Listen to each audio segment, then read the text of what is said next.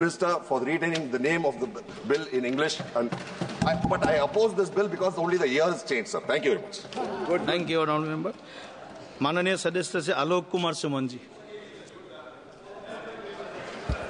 धन्यवाद सभापति महोदय, आपने मुझे इस बिल पर बोलने का मौका दिया, मैं आपका आभार व्यक्त करता हूं। महोदय, मैं the bill of lading bill जो एक the Indian bills of lading act 1856 को रिपील करने के लिए लाया गया है, यह विधेयक आज़ादी से पहले का है, लेकिन परिस्थितियाँ काफ़ी बदल चुकी हैं।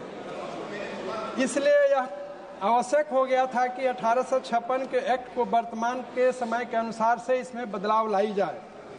विधेयक में 1856 के एक्ट में सब्सटेंस या स्पिरिट ऑफ एक्ट में बहुत ज़्यादा बदलाव नहीं किया गया है, लेकिन कुछ नए प्रोविजंस को लाया जा रहा है ताकि जहाज पर माल ढुलाई आदि से संबंधित प्रोविजन सरल हो सके।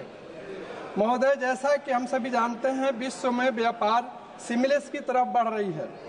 द बिल्स ऑफ लेडिंग एक रिसीट का पार्ट है, कॉन्ट्रैक्ट का पार्ट है, साथ ही साथ ऑनरशिप का पार्ट भी है।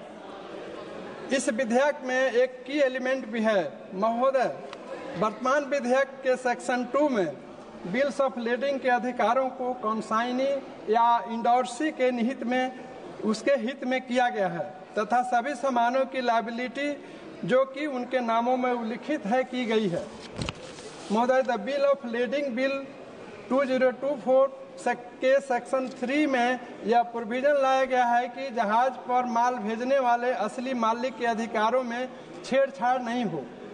इस विधेयक के सेक्शन 6 में केंद्र सरकार को सक्षम बनाया गया है कि इस अधिनियम के सभी अथवा किसी भी प्रावधान को उपयुक्त समझकर निर्देश जारी कर सकते हैं।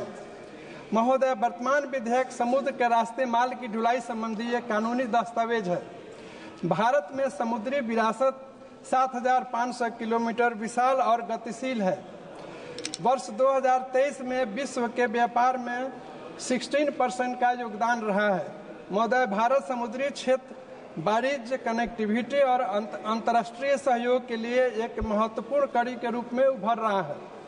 यह देश के व्यापार का लगभग 95% मात्रा के हिसाब से और 70% मूल्य के हिसाब से संभालता है।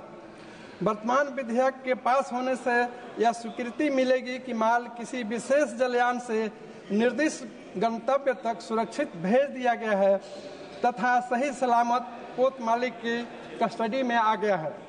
महोदय, मैं इस महत्वपूर्ण विधेयक पर अपनी बात रखते हुए माननीय मंत्री जी पोर्ट, शिपिंग और वाटरवेज का ध्यान अपने नारायणी रिवर फ्रंट की ओर आकृष्ट करना चाहता हूं, जो मेरे संसदीय क्षेत्र गोपालगंज में है। विगत वर्षों में मंत्रालय ने 6.62 करोड़ रुपए इसके लिए आवंटन करने के बाद काम भी शुरू किया गया था तथा 2 घाटों को बनाया भी गया था। गंडक नदी या नारायणी नदी को नेशनल वाटरवेज 37 घोषित किया गया था, जो भैंसा लोटन बराज से गंगा नदी हाजीपुर में नेशनल वाटरवेज 3 में मिलाने की है। सरकार के स्टडी रिपोर्ट में भी यह जल मार्ग विकास के लिए उपयुक्त पाया गया है तथा शिपिंग और नेविगेशन इसके माध्यम से किया जा सकता है। महोदय, सदन के माध्यम से मैं माननीय मंत्री जी से आग्रह करता हूं कि नारायणी रिवर फ्रंट के जल मार्ग 37 को विकसित करके पोटेंशियल कार्गो का परिचालन शुरू किया जाए ताकि मेरे संसदीय क्षेत्र गोपालगंज भी जल मार्ग से व्यापार कर सके। महोदय, मैं इन्हीं शब्दों के साथ अपनी इस बिल पर अपनी बात रखते हुए बिल का समर्थन करते हुए अपनी बात समाप्त करता हूँ। धन्यवाद सभापति महोदय। धन्यवाद माननीय सदस्य।